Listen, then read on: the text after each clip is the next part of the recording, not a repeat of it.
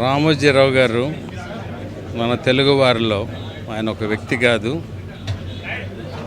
శక్తివంతుడైన, అంటే మీడియా కుండా న్యాయం ధర్మం ఏది అనేది ప్రతి వ్యక్తికి కూడా తెలియపరిచే విధంగా టెక్నాలజీకి అనుగుణంగా ఆయన ప్రతి రంగంలోనూ ముందుకు వచ్చి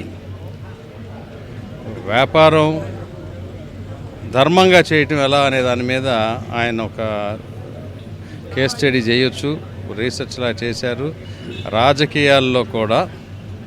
రాజకీయాల్లో ఎవరైనా ఒకటి తలుచుకుంటే ప్రజలు ప్రతిఘటిస్తే రాజకీయాల్లో ఎలా చేయొచ్చు అనేది కూడా అందరూ ఈ మధ్య చూడటం జరిగింది.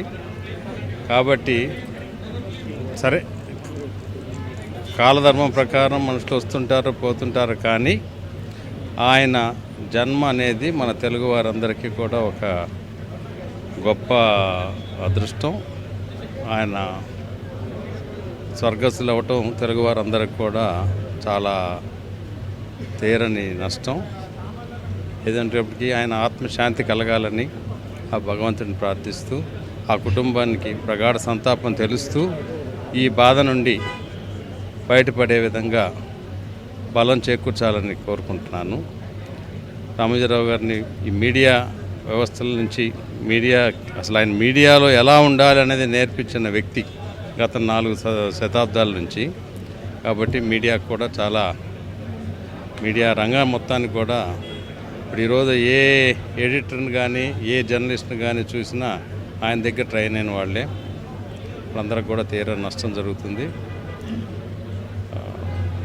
కుటుంబం డెఫినెట్గా ఆయన సంస్థలన్నింటినీ కూడా ఒక వ్యక్తిగతంగా ఏమీ చేయలేదు, సంస్థాగతంగా చేశారు. కాబట్టి అదే స్టాండర్డ్స్తో బాగా నడుస్తాయి అని చెప్పి తలుచుకుంటూ ఇంకొకసారి ప్రగాఢ సంతాపం తెలియజేస్తున్నాను. పెద్దలు రామోజీరావు గారి మరణం చాలా బాధాకరం, దురదృష్టకరమని కూడా ఈ సందర్భంగా తెలియజేస్తా ఉన్నా. ఎవరైనా పుట్టిన ప్రతివారు చావక తప్పదు, కానీ ఒక చరిత్రాత్మకమైనటువంటి వ్యక్తి రామోజీరావు గారు, ఒక చరిత్రాత్మకమైనటువంటి మహానుభావుడు రామోజీరావు గారు. ఎంతోమంది రాజకీయ నాయకులకు రాజకీయ భిక్ష పెట్టినటువంటి వ్యక్తి రామోజీరావు గారు అనే సందర్భంగా నేను తెలియజేస్తా ఉన్నా.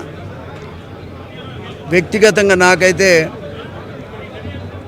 ఎన్టీ రామారావు గారు పార్టీ పెట్టినప్పుడు మరి ఆనాడు రామోజీరావు గారు సర్వే చేసి ఎవరు గెలుస్తారనుకుంటే వారికే టికెట్ ఆ కాలంలో వచ్చేది. మరి మొదట రామోజీరావు గారి సర్వే వారిచ్చినటువంటి రిపోర్టు ప్రకారంగానే ఆనాడు నాకు టికెట్ వచ్చిందని కూడా ఈ సందర్భంగా తెలియజేస్తా ఉన్నాను. ఒక మాటలో చెప్పాలంటే రామోజీరావు గారు లేకుండా తెలుగుదేశం పార్టీ లేదు. తెలుగుదేశం పార్టీ ఈ రాష్ట్రంలో ఉమ్మడి రాష్ట్రంలో ఎస్టాబ్లిష్ కావటానికి, అధికారంలోకి రావటానికి రామోజీరావు గారి పాత్ర ఎంతో కీలకమైందని కూడా ఈ సందర్భంగా నేను తెలియజేస్తా ఉన్నాను.